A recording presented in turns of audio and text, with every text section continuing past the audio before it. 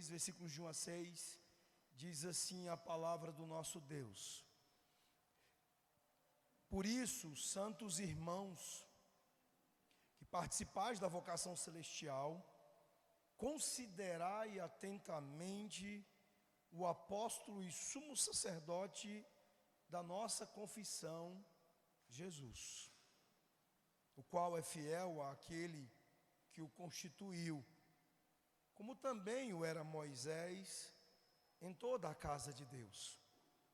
Jesus, todavia, tem sido considerado digno de tanto maior glória do que Moisés, quanto maior honra do que a casa tem aquele que a estabeleceu. Pois toda casa é estabelecida por alguém, mas aquele que estabeleceu todas as coisas é Deus. E Moisés era fiel em toda a casa de Deus como servo, para testemunho das coisas que haviam de ser anunciadas. Cristo, porém, como filho em sua casa, a qual casa somos nós, se guardarmos firme até ao fim a ousadia e a exultação da esperança. Vamos orar, queridos. Senhor nosso Deus e nosso Pai, ó Deus, nós estamos com a Tua palavra aberta, Senhor, a Tua presença, ó Deus, contemplados por anjos, pairando sobre esta congregação, o Espírito Santo que nos dirige, nos conduz, e fazendo todas estas coisas, sob o reinado, sob o senhorio, sobre a mediação perfeita, ó Deus, do Teu Filho, do Senhor Jesus Cristo, nosso Salvador, nosso Senhor. Ó Deus, que alegria, ó Pai, que alegria, Senhor, podermos estar neste momento prestes a ouvir, mesmo que por um instrumento mensageiro imperfeito que Tu designastes para esta noite, ouvir a Tua palavra, ouvir a Tua voz, Senhor, ouvindo as palavras reais, as palavras determinadas por Jesus para esta noite, para a Tua congregação, para a Tua igreja, a igreja dEle. Ó Deus, e confiados no poder e na direção do Santo Espírito, nós clamamos que a Tua palavra, ó Deus, chegue ao mais profundo dos corações deles, para que Teus filhos e Tuas filhas possam ser transformados por ela, possam ser, ó Deus, animados, corrigidos, mas encorajados, ó Pai, pela Tua palavra, que eles possam ser enchidos de esperança, por serem enchidos, ó Pai, mais uma vez, um tanto mais, da glória de Jesus. É o que nós te pedimos no nome dEle, o nosso Rei, o nosso Senhor e o nosso Salvador Jesus Cristo. Amém, ó Deus. Queridos, nós costumamos fazer coisas e não perseverar nelas. Essa época do ano que se aproxima do fechamento do ano, final do ano, é uma época em que nós fazemos resoluções de ano novo.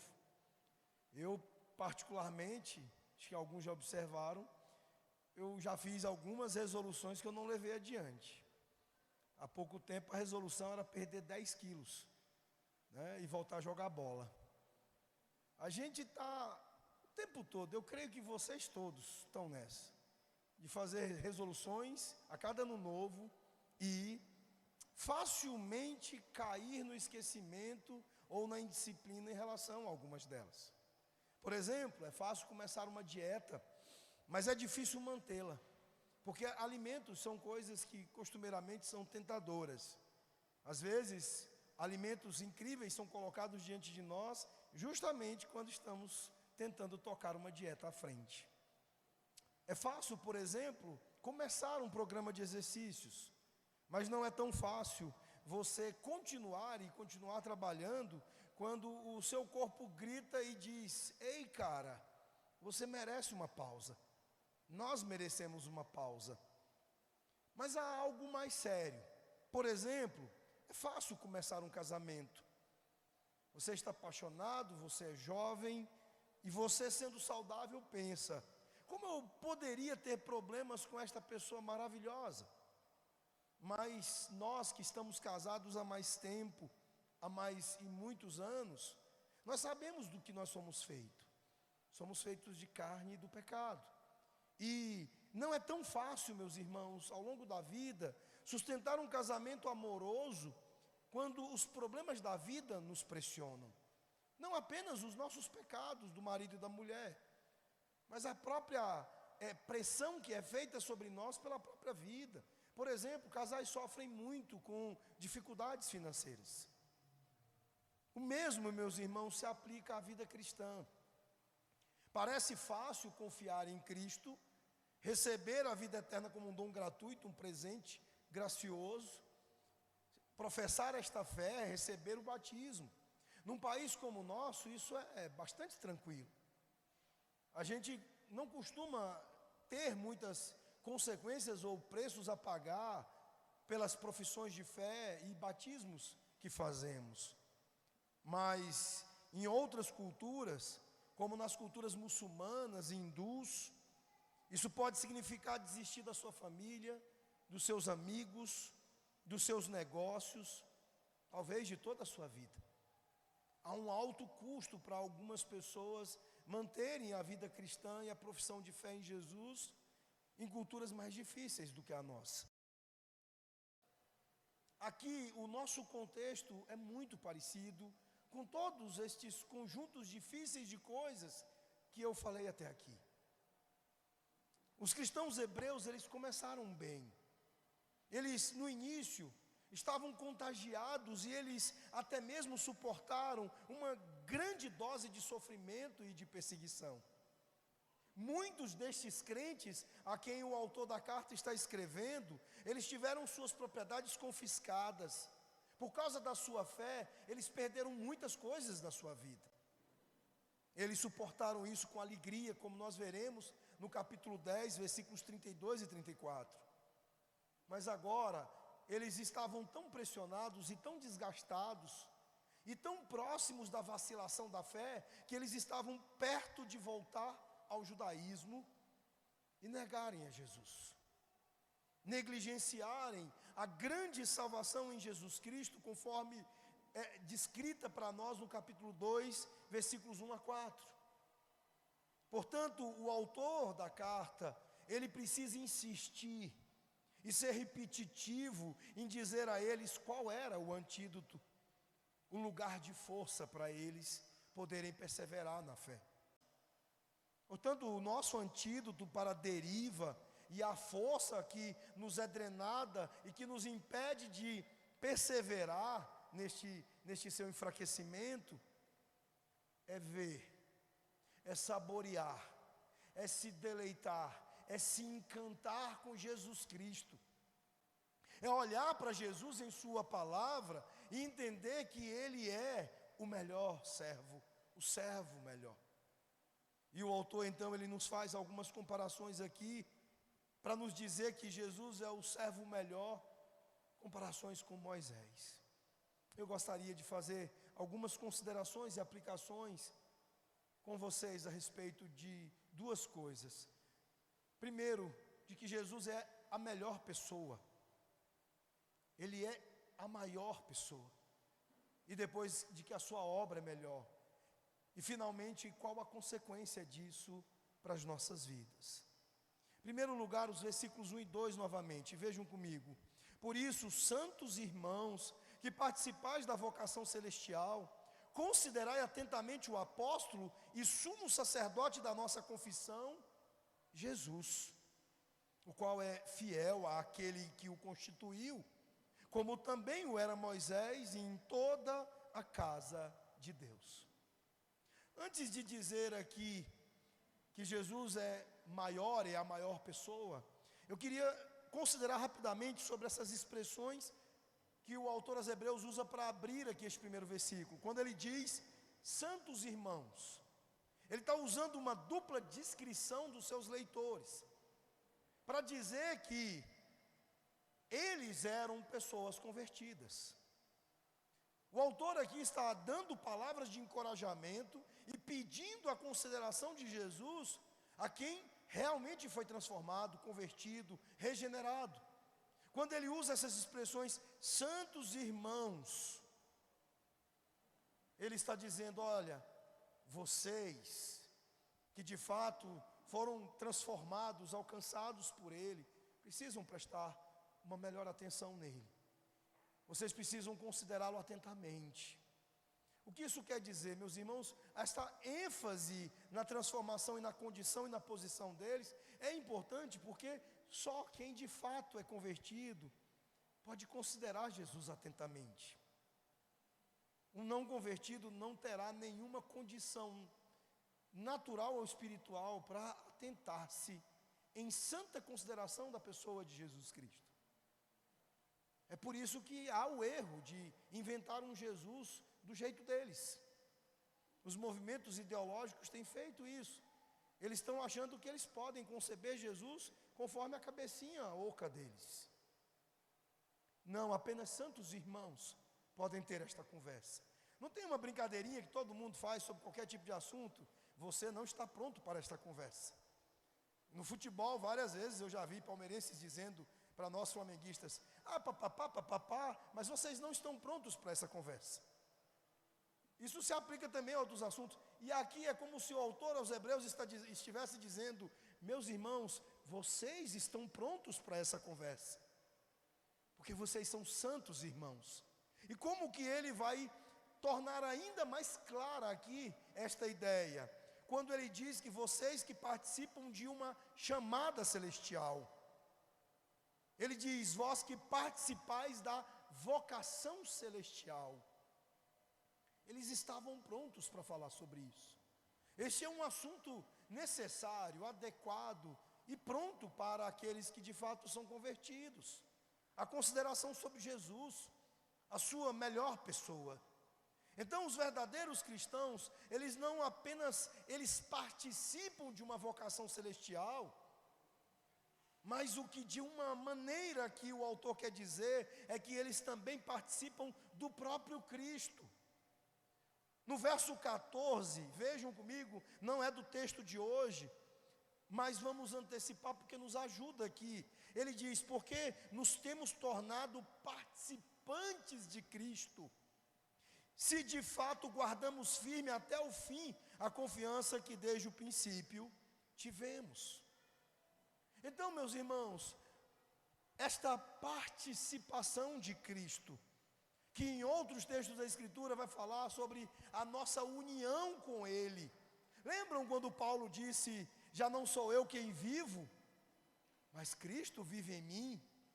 Ou seja, é por meio desta própria participação em Cristo que nós podemos considerar atentamente a sua melhor pessoa. Eles eram irmãos e irmãs santos, eles compartilhavam esta vocação celestial com o autor. E o autor então ele vai dizer no final do verso 1, que juntos eles também participam, como ele diz, da nossa confissão.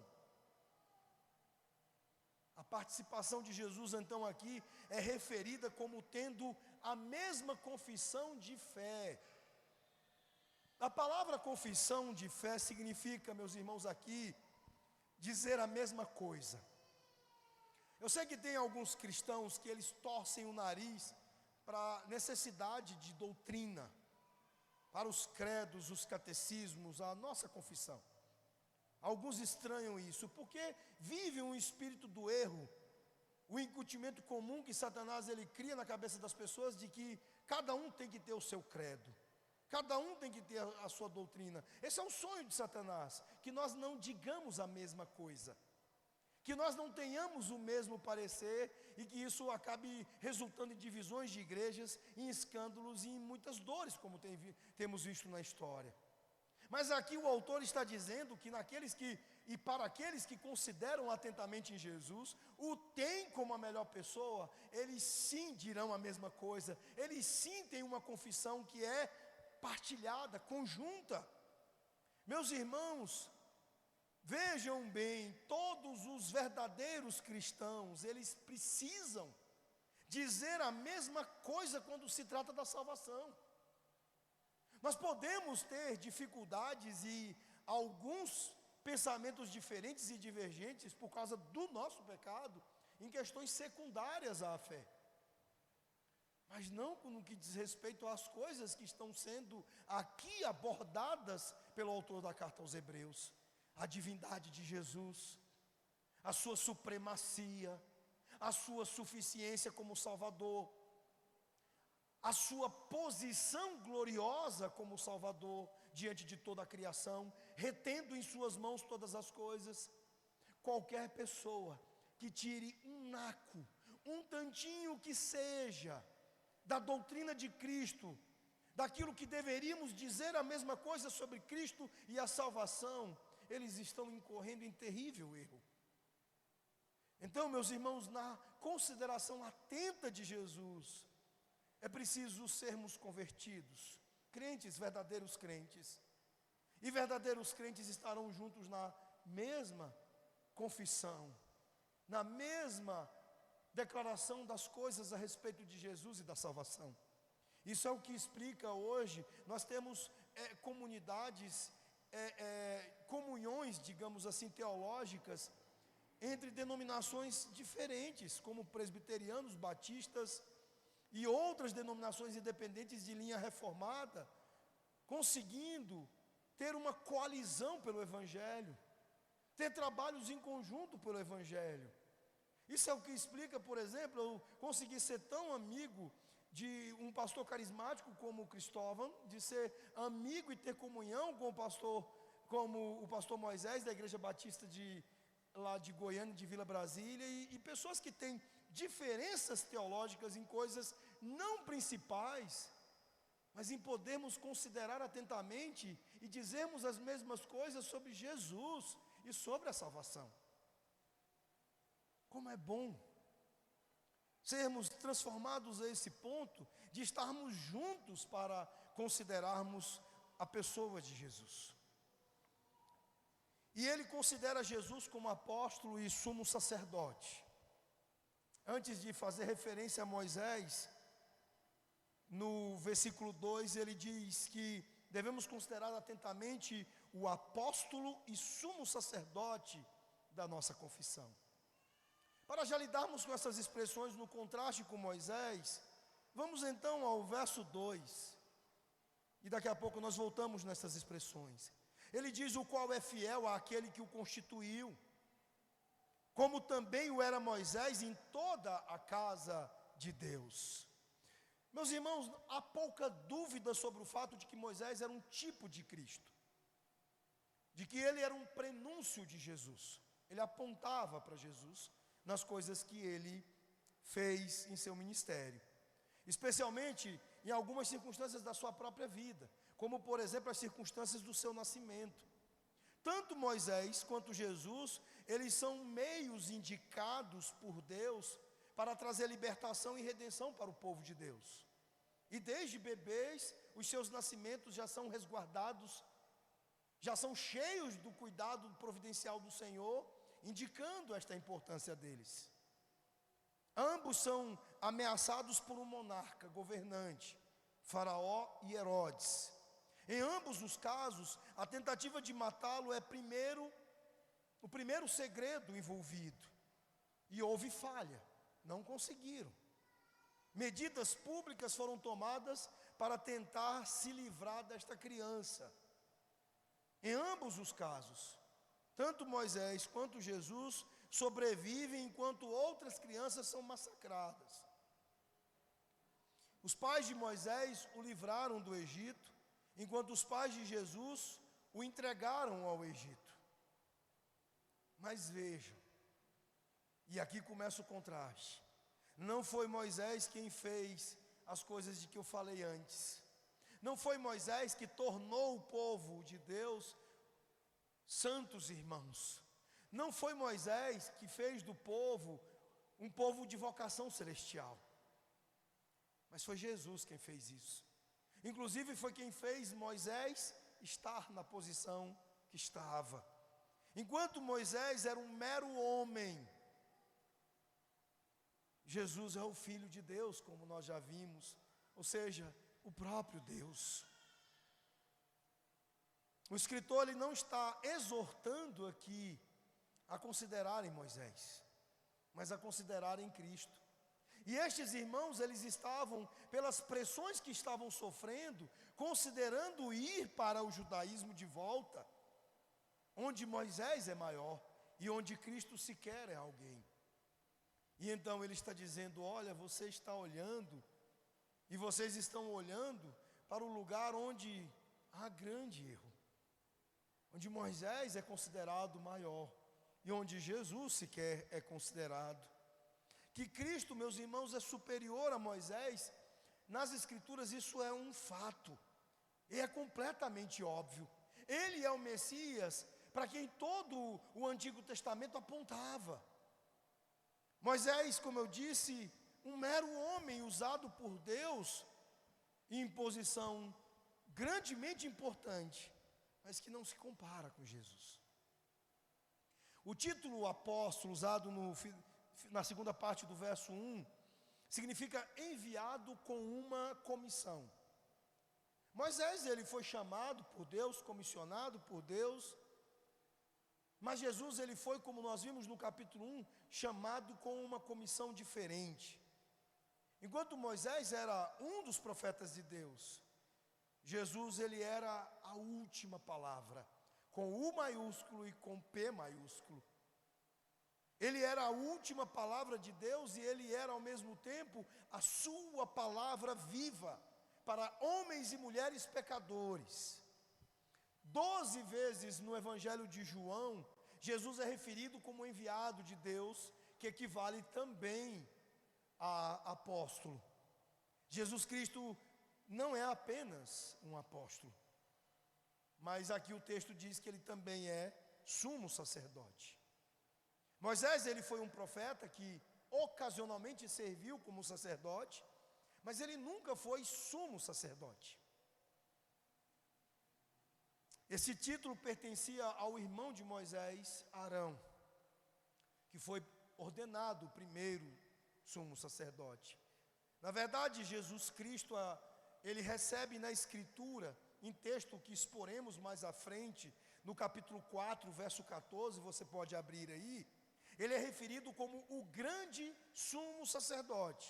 O texto diz: desde então, temos um grande sumo sacerdote que já passou pelos céus, coisa que nenhum outro ex-sacerdote passou, Jesus, o Filho de Deus.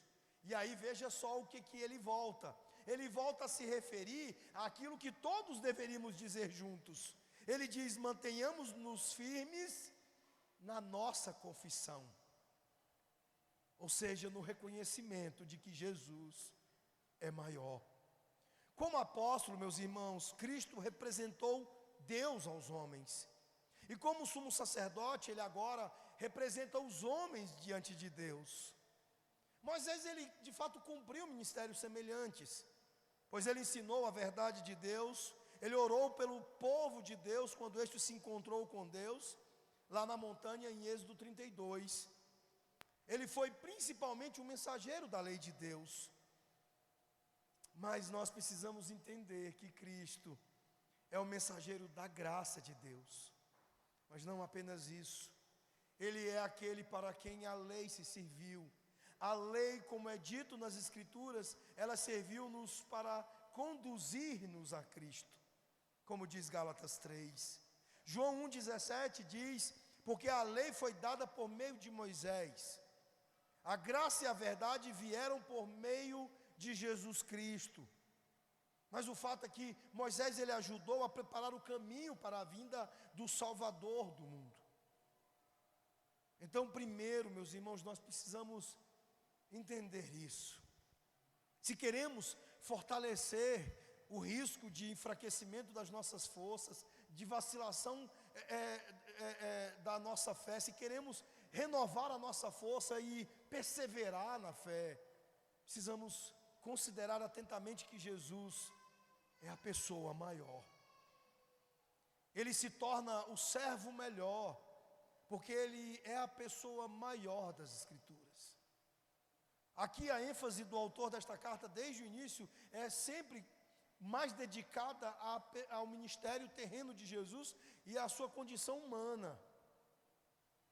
Mas não nos esqueçamos que ele também é maior, a pessoa maior, porque ele é o Filho de Deus, ele é Deus feito carne.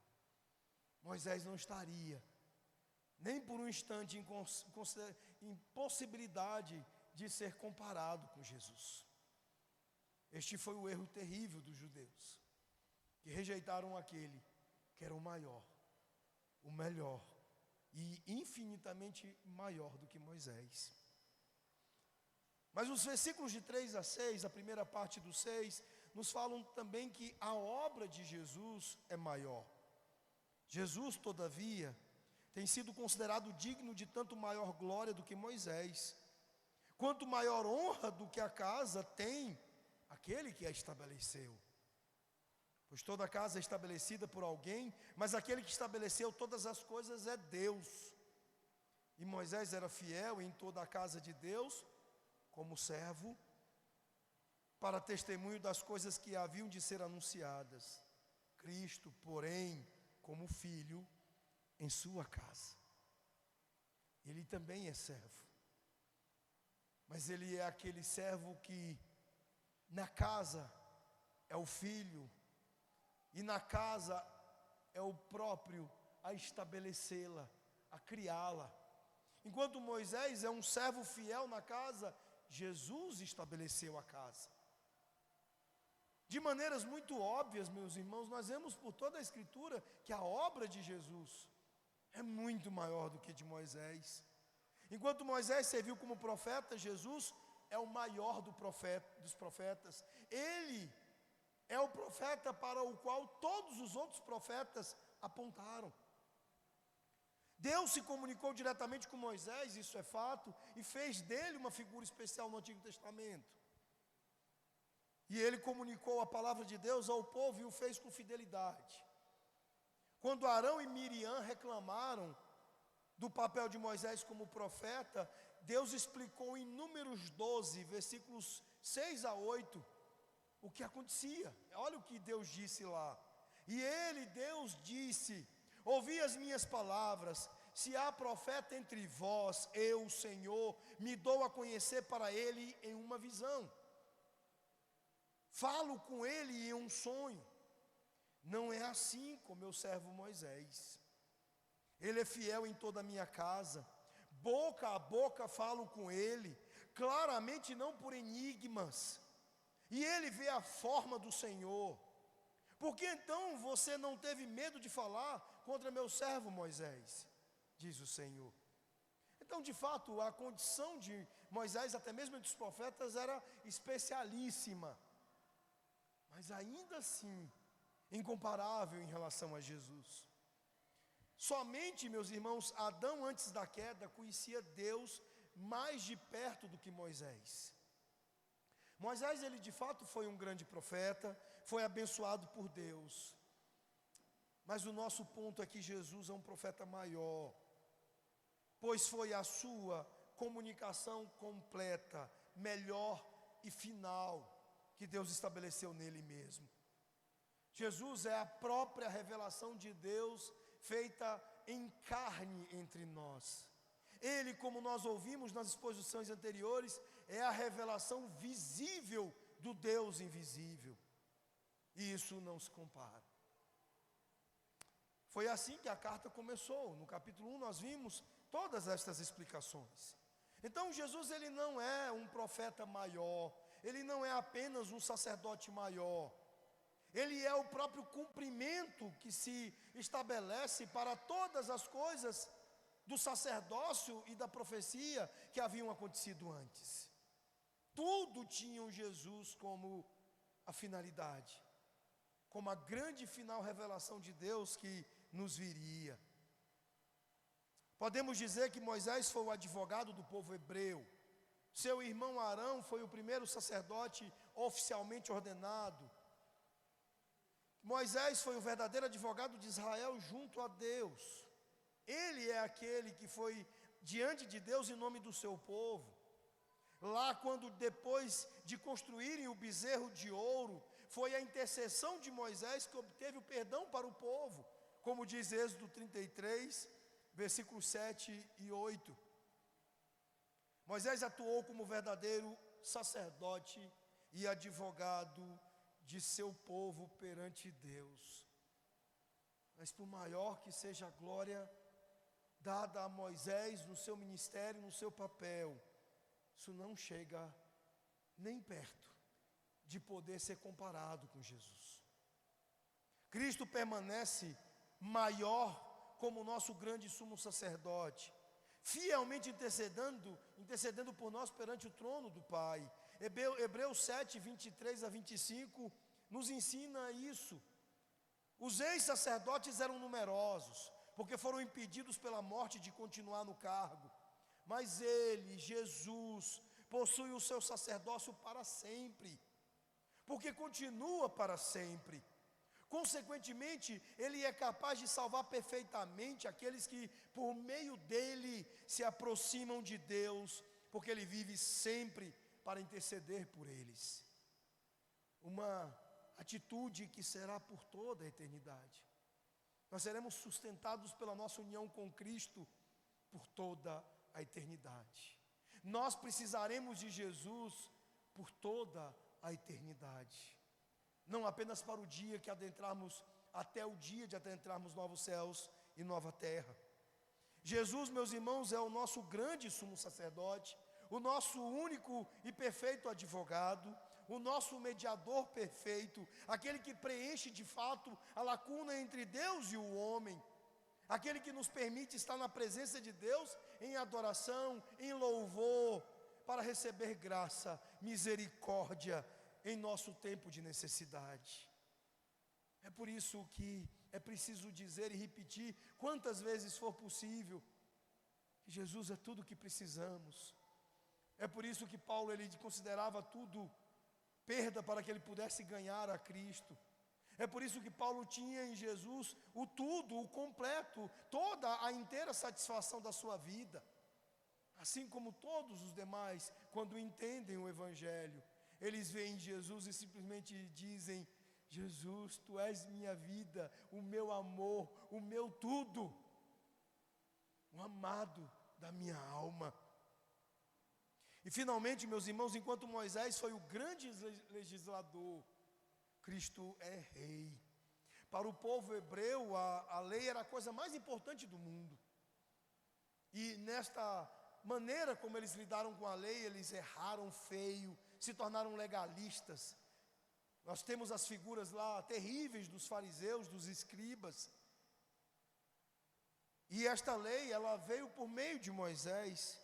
Ele deu-lhes os 10 mandamentos, as leis do Levítico, as leis de sacrifício, as leis cerimoniais, as leis civis e o tabernáculo. Mas não apenas isso. Ele lhes deu a Torá, os 5 primeiros livros da Bíblia, chamados de Pentateuco também. Tudo na religião hebraica lembrava o nome de Moisés, pois tudo na religião hebraica vinha da lei de Moisés. E por isso eles estavam confusos, perdidos, e precisando considerar atentamente sobre Jesus Cristo. Mas a que propósito, como eu disse, a lei serviu? Para nos mostrar Jesus. Para dizer que, enquanto Moisés foi um libertador, Jesus é, de fato, o nosso grande redentor. Moisés, de fato, libertou o seu povo. Foi um instrumento de Deus para a demonstração do seu poder, um poder sem paralelo, tremendo, um poder incrível de libertação que irradiou da vida de Moisés para o povo de Israel. Mas o que o autor aos Hebreus está dizendo é que, não obstante você poder olhar estas coisas, agora olhe para Jesus, olhe para Cristo. Moisés liderou o seu povo e os livrou da ira de Faraó, mas Cristo redimiu o seu povo. Os próprios atos libertadores de Moisés só eram possíveis porque eram antecipações dos efeitos da obra de Jesus. Toda e qualquer pessoa salva no Antigo Testamento, elas foram salvas pela fé. da mesma maneira que no Novo e da mesma maneira que em nossos dias. Só que enquanto nós olhamos lá para trás, para a cruz do Calvário, eles olhavam lá para frente para a cruz do Calvário. E hoje, meus irmãos, nós precisamos considerar atentamente aquele que de fato é quem nos salva da ira de Deus, nos salva do castigo do inferno, aquele que se submeteu fielmente à vontade do Pai, sofreu terrivelmente e se entregou pelos nossos pecados. O texto diz, no verso 2, o qual é fiel àquele que o constituiu, em todas as coisas, como nosso Redentor, atribuídas pelo Pai ao Filho, o Pai que nos escolheu e nos deu ao Filho que nos redimiu, nesta redenção, nestes atos todos, Ele foi obediente, Ele foi fiel até a morte em tudo. Ele é o nosso perfeito Salvador.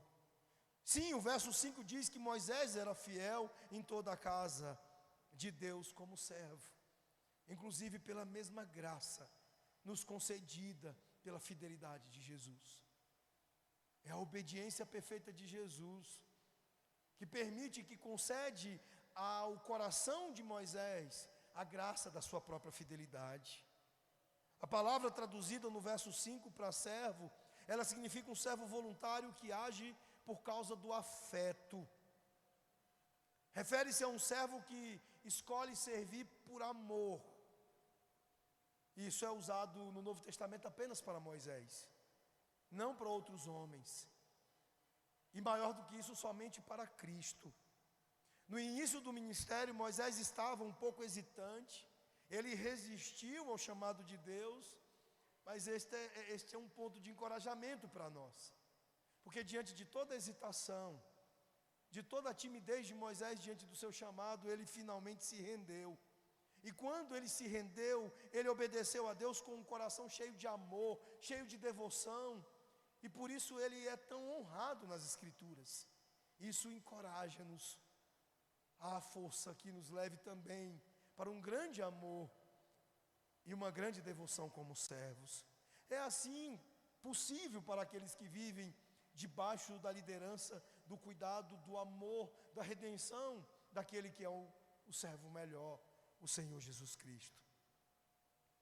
O autor aos Hebreus, ele quer que você entenda, meus irmãos, que assim como Moisés dependeu de Deus e dependeu de Cristo para experimentar na sua casa, a casa que ele, Jesus, criou, a condição de um bom servo e um servo chamado de fiel, todos nós também estamos sendo chamados, estamos sendo vocacionados por Deus para buscarmos este mesmo exercício de serviço com fidelidade.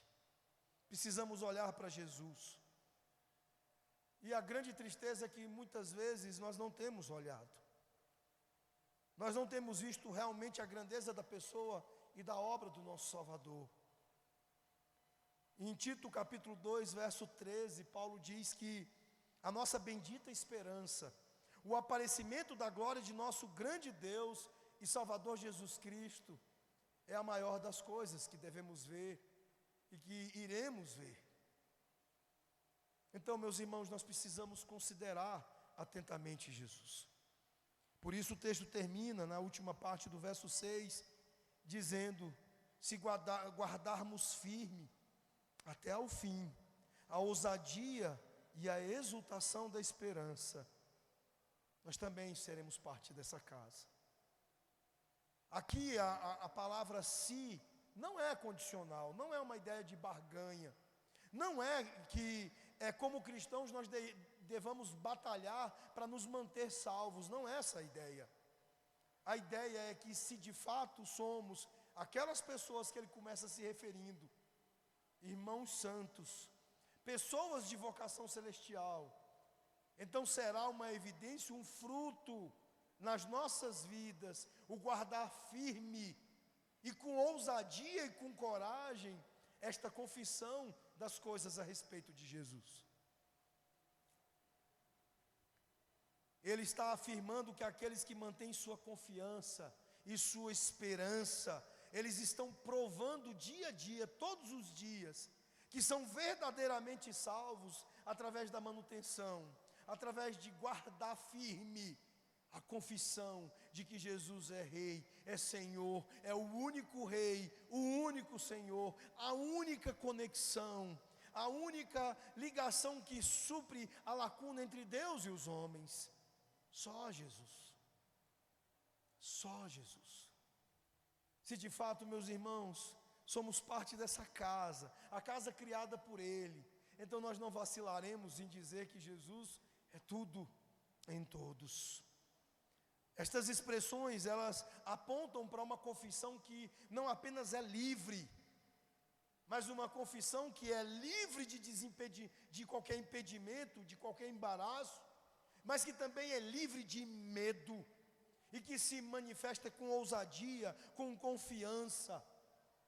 Nós veremos mais sobre isso à frente, no capítulo 4, quando lá é dito: acheguemo-nos então com confiança ao trono da graça, para que possamos receber misericórdia e encontrar graça para nos socorrer em tempos de necessidade. Cristianismo é ousadia. Cristianismo, meus irmãos, é ter sim corações ousados na presença de Deus, cheios de fogo e de desejo das coisas de Deus.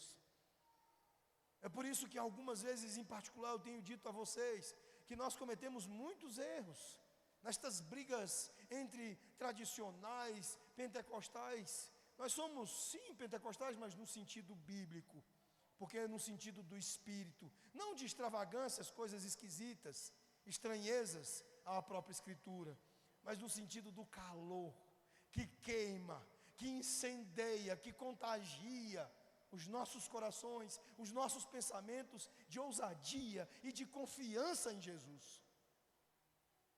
Não há lugar para apenas performarmos religião. Há lugar para se deliciar, se deleitar, admirar, contemplar, se apaixonar, se encher de amor por Jesus Cristo. É esse o lugar, o nosso lugar. Manter a confissão e a confiança em Jesus. Sentir alegria e esperança. Essa deve ser a nossa ousadia. E esta nossa ousadia deve estar presente, não importa quais sejam as circunstâncias.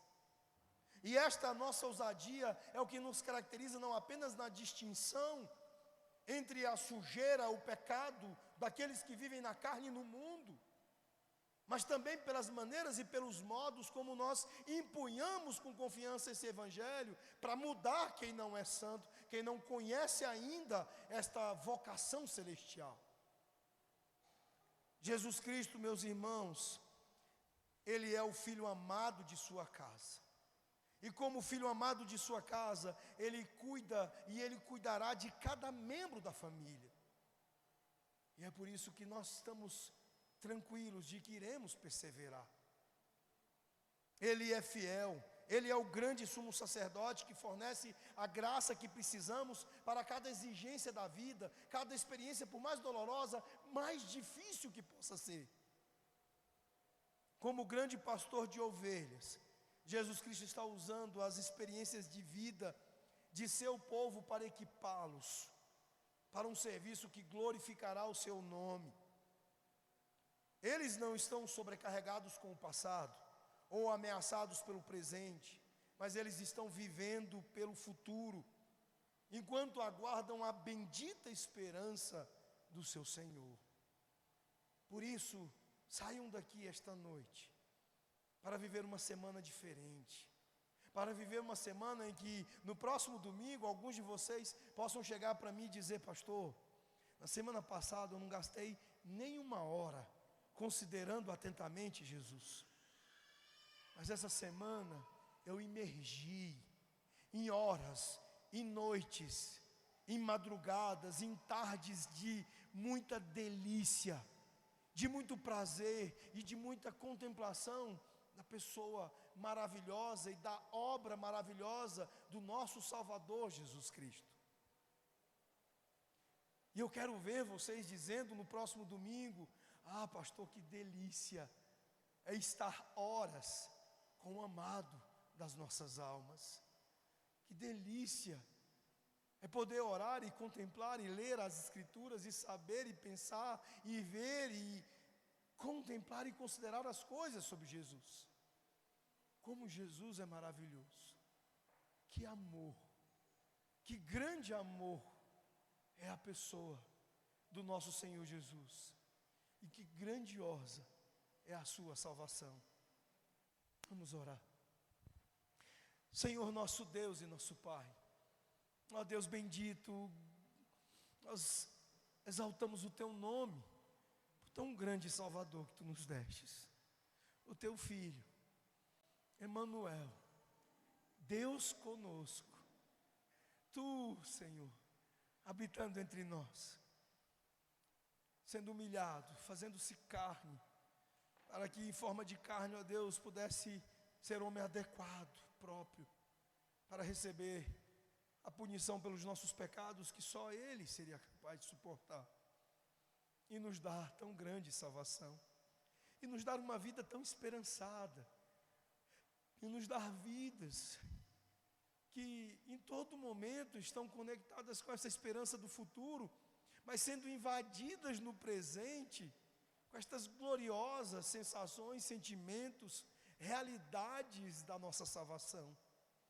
Ó Deus, que maravilhoso Senhor, que maravilhoso Salvador, o servo melhor, Jesus Cristo, o nosso Rei, nosso Senhor.